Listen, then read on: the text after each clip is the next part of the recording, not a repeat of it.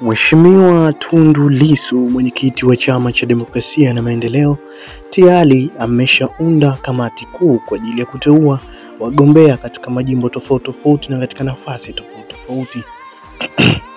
Katika kamati kuu hiyo ambayo ameunda kamati kuu ambayo ina watu wenye uweledi mkubwa kufanya kazi na wengi pia akiwepo katika kamati hiyo.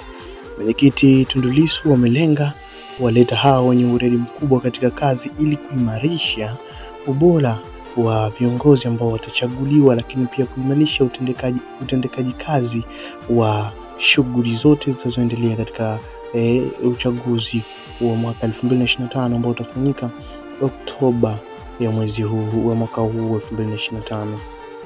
Bila kusahau kuwa hii ni Godi TV Online. Nipo kwa ajili yako, kwa ajili ya kukupa taarifa kila siku. Usiache kusubscribe, kubonyeza alama nyekundu ambayo iko chini video hii kwa hakika zaidi kuendelea kupata taarifa zetu kila siku. Asante na karibu sana.